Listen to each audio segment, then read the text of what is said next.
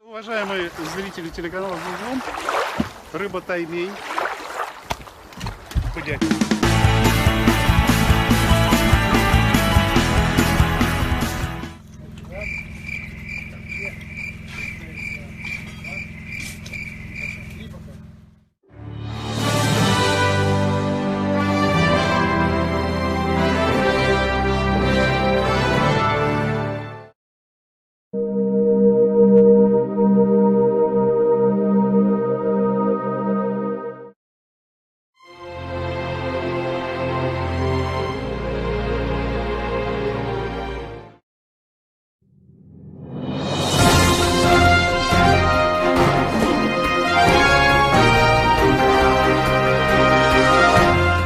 Хочу вам показать ленского осетра.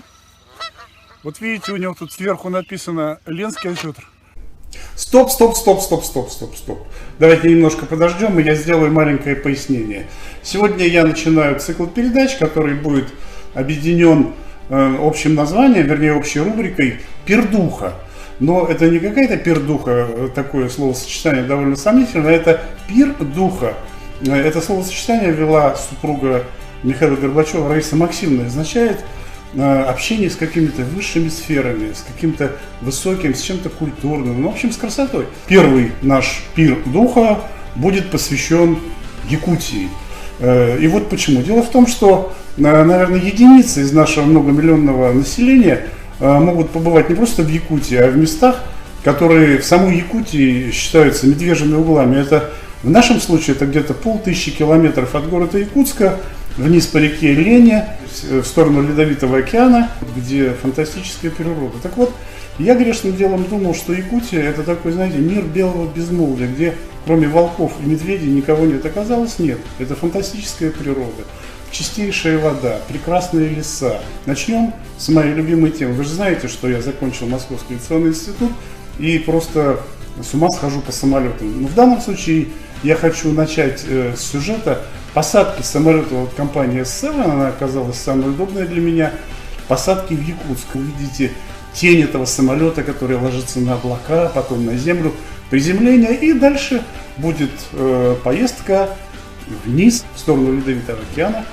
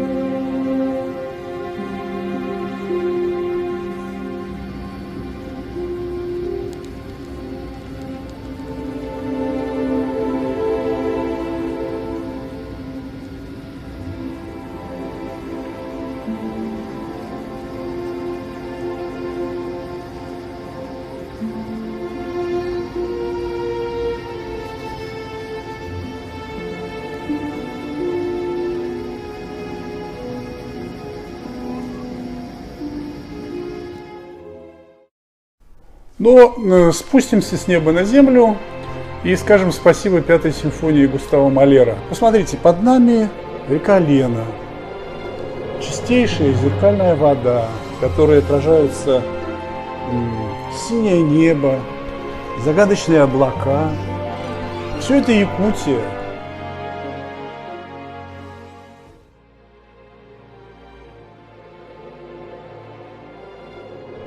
Послушаем экс-президента Якутии экс-президента компании «Алроса», сенатора Вячеслава Штырова. Мы находимся на таком месте, где река прорвала горные хребты и потекла, значит, туда на запад и впадает в реку Лену. Вот если бы мы переплыли на другой берег Лены, то там бы началась такая плоская равнина, которая идет примерно 1500 километров. А до самого плато Путаран, это уже Красноярский край. А там древняя сибирская платформа. А это молодые горы, потому что сибирская платформа сталкивается с Тихоокеанской плитой. И в результате образуется такой процесс, происходит горообразование. Поднимаются горы, они растущие. Они на 1-2 сантиметра в год растут. Казалось бы, сущие пустяки. А на самом деле, через какое-то время они достигнут высоты, может, 4-5 тысяч метров. Вот эти горные хребты тянутся из самой Центральной Азии. Вот там последовательно идут Гималаи, город Тянь-Шань, потом Алтай, потом становой хребет, это уже у нас Забайкалье. И уходит сюда хребет Джуржур в Хабаровский край и сюда Верхоянские горы. Они как раз от гигантских тектонических процессов, когда материки сталкиваются между собой, там поддавливают Индию, Азию. Значит, здесь Тихоокеанская плита, и эти горы, значит, поднимаются. Вот несколько десятков миллионов лет назад, где мы стоим, это был океан. Теперь океана уже нет. Целый материк. Туда на несколько тысяч километров тянутся вот такие горные хребты.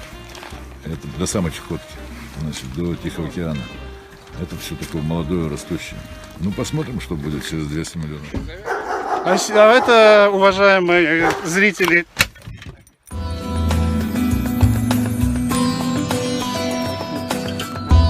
будем брать.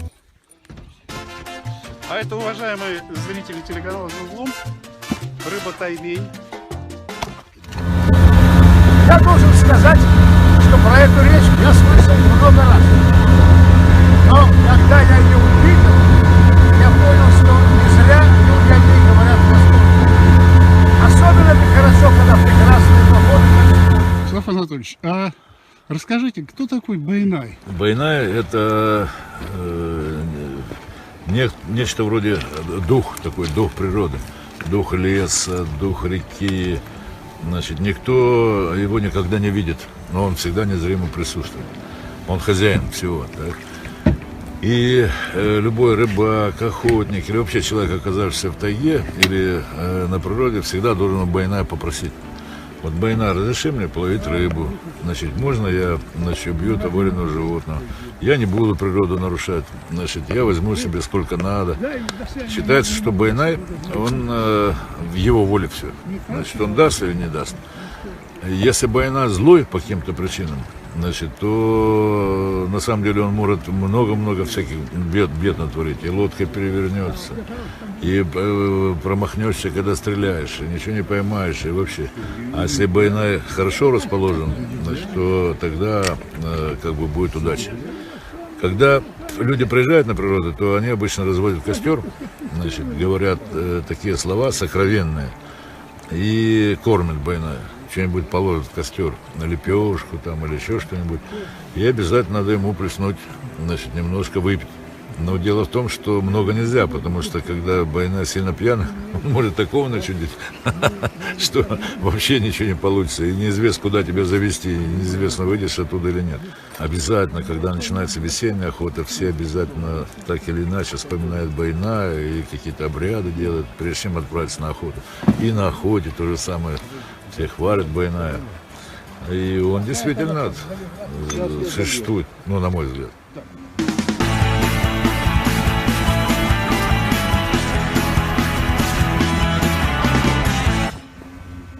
Плюнет, аккуратно. Ничего, ничего. Да. О, Сними, красавчик! Георгий. О, Не бойся, не бойся. фотография. Вот так. О, Сейчас. сердце бьется, знаешь, как у него. Вот так. Уберите камеру. Иван, уйди. Не бойся, не бойся. Сейчас надо сюда. Все нормально. Пускаем. Подожди. Отпускаем. Вверх пускай. Не-не-не, Пускай. еще раз. Ну давайте. Раз, два, Два, три. три! Пусть желание! Во. Отблагодарить. Скажет, курей сейчас пойду дальше долбить.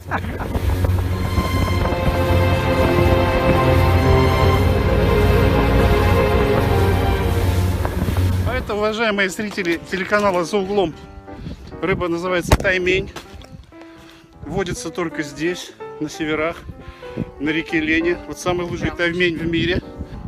Совершенно фантастическая рыба, древняя. Вот. Но это считается не крупная рыба. Это считается мелкая. Таких, как правило, отпускают, но, к сожалению, этот артист наш уже 5 или 6 раз вырывался во время съемки, поэтому он устал и будет сегодня, наверное, в ухе.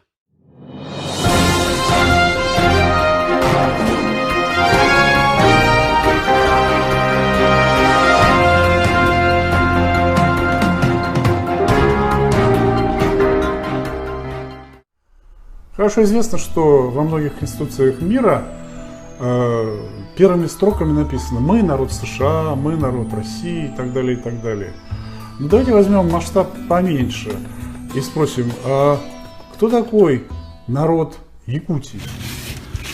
В 80-е годы здесь было сделано открытие археологическое нашими выдающимися археологами Мочановым Юрием Алексеевичем и Светланой Александровной Федосеевной. Федосеевы, они открыли стоянку древнего человека, где изготовляли орудия труда. Ну, датировка разными способами дает возраст около 2 миллионов лет. А вообще на реках Якутии, на притоках, особенно Лены, этих стоянок очень много, и они датируются совершенно разным возрастом. И 100 тысяч лет, и 50 тысяч лет, и 30 тысяч лет. Значит, то есть здесь жили люди, это понятно почему, потому что многие думают, что человек старался жить где потеплее. На самом деле, когда был великий ледниковый период, люди жили на краю ледника, потому что там богатые запасы пищи.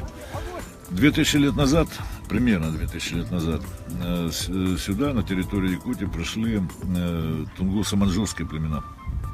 Значит, их, ну, будем говорить так, ареал их образования, сплочения в нацию – это Маньчжурия, значит, на территории современного Китая.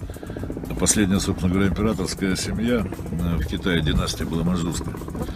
И вот некоторые племена маньчжурские расселились на гигантской территории от Енисея и до современного Магадана. Спустя еще 1000 лет. Вот это Чингисхан. Да, сюда пришли как раз предки народа Саха. Там возникали на территории Монголии как минимум 3 великих империи: гуннов, тюрков и монголов. Значит, в ходе вот этих всех исторических событий, катаклизмов, они переселились и заняли степную территорию в районе Иркутска современного, в Иркутской области. Значит, там были подходящие для выращивания крупного рогатого скота и, самое главное, лошадей условия. Когда Чингисхан начал создавать свою империю, то, конечно, он начал с того, что ближайшие племена начал сплачивать, покорять. Значит, и у них возникли конфликты с предками. Ну вот река Лена, она начинается в 14 километрах от Байкала. Значит, то есть это такая, там истоки Лены. Вот по реке Лене, значит, народ Саха, предки народа Саха сплавились вот сюда, в центральную Якутию, и заняли здесь те территории, которые пригодны для скотоводства. Они, естественно, раздвинули тех людей, которые здесь раньше жили, людей тунгуссо-маньчжурской группы. Между ними были войны, стычки. Но в конечном итоге они вместе ужились, потому что спустя 400 лет после прихода народа Саха, значит, здесь появились русские казаки. Вообще, восток России осваивался не с юга, а с севера. И казаки, и вообще промышленники русские, которые осваивали восток, они двигались на севере, потому что на севере сходятся притоки великих меридиональных наших рек. Поэтому казаки знали, где находится, в принципе, Якутия как таковая, где живут якуты. Значит, и они по Лене спустились прямо к этой точке, где сейчас Якутск. Был основан острог, значит, так. И к тому времени не сложилось единое якутское государство. Значит, были отдельные племена, значит, которые и враждовали между собой, значит, и где-то, может быть, в дружбе жили, но, тем не менее, не было единой центральной власти. Казаки, ну, используя противоречия между племенами, быстренько привели всех к присяге, значит, русскому царю. Это стало частью России. От местных народов требовалось только обеспечивать сбор налога ЕСАК, пушнины. В те далекие годы пушнина имела для бюджета страны примерно такое же значение, как сейчас нефть и газ. До 30-40% бюджета русского государства это обеспечила пушнина. Вот. Собственно говоря, это и интерес промышленников русских был именно в пушнине. Взамен все-таки установилась более-менее такая понятная централизованная власть, значит, которая быстренько вот эти распри все ликвидировала, но обеспечила относительно спокойствие в военном отношении. Поэтому, в общем-то, это присоединение так прошло безболезненно относительно и мирно.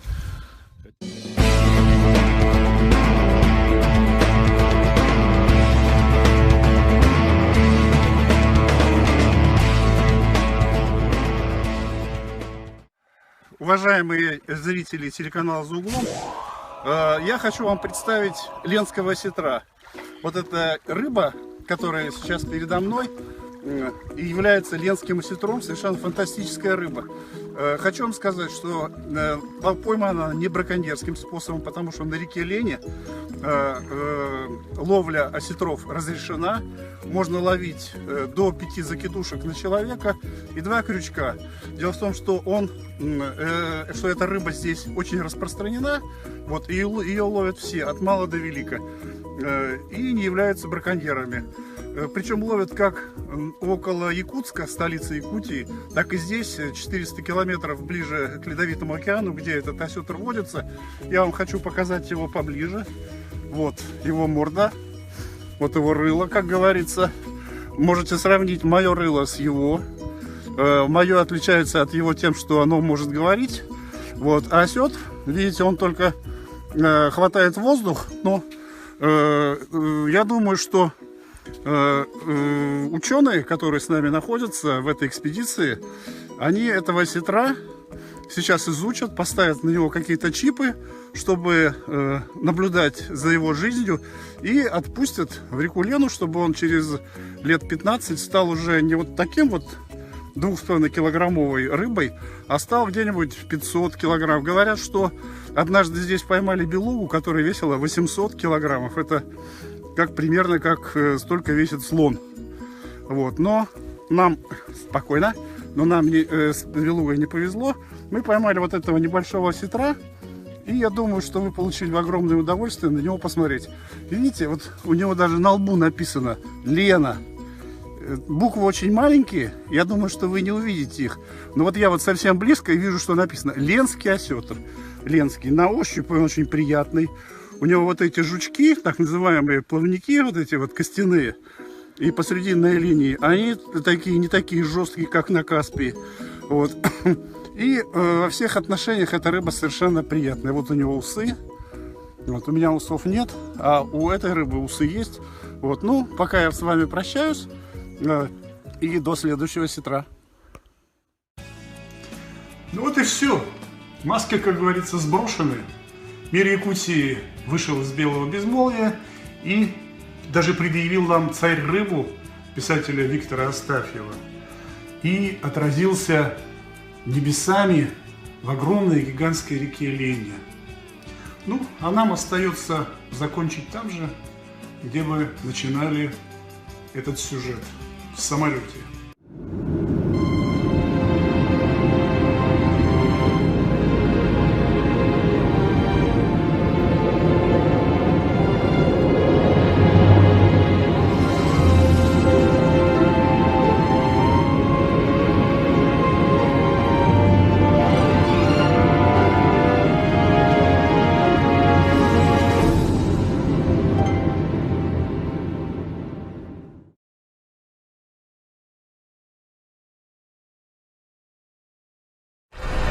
Расширь границы Ютьюба.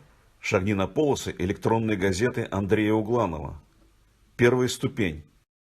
Сайт argumenты.ru